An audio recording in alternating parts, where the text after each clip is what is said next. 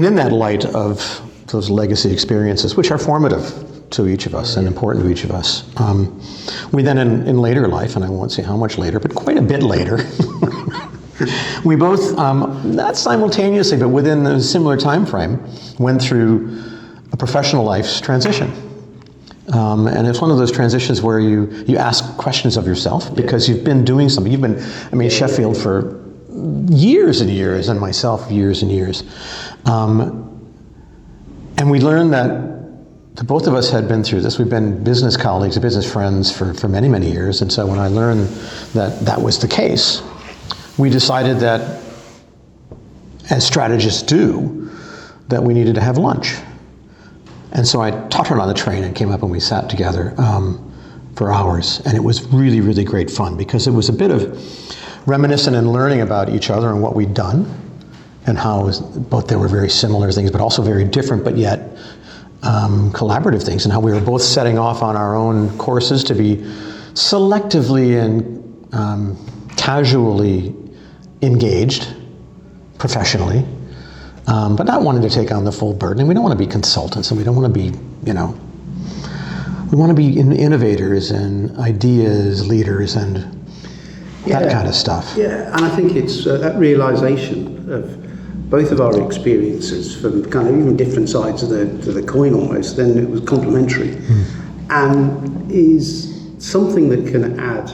I know it sounds a bit of a cliche, but adding value, but we truly can add value to some of the serious challenges that are being faced out there from a sort of urban, whether it's urban regeneration in its widest sense, whether it's particular development projects, the complications and the issues. The old sort of rule book's gone out the window now.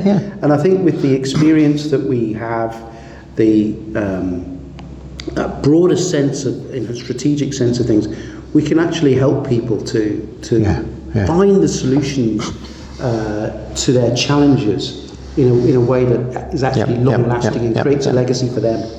And what's really kind of fun is that, and again, as we talked that day, it became quite evident, is that it's substantive government, local authority work, the substantive commercial work, but what we've both done is built notable organizations. So our ability to understand corporate culture, business culture, design culture, creative culture is almost as important or more important than anything else.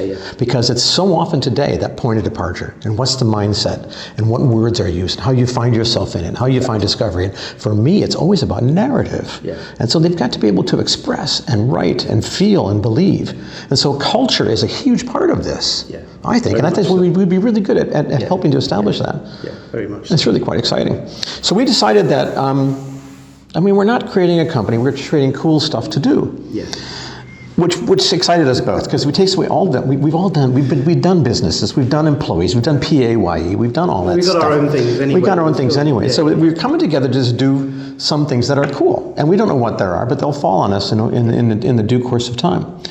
And so then what happened was we went to this little event in Leicester. It was in Leicester. In Leicester. And you were talking to one of your local authority colleagues and sort of trying to describe and articulate what it was we were doing. And that individual said to you, you're the guys that do difficult. That's right. Exactly that. And I hadn't thought about it before in that sense, but the fact that, that's how I was described, that's hit the nail on the head. It hit the nail on the head. That's exactly what we wanted to do. I love it. That's cool.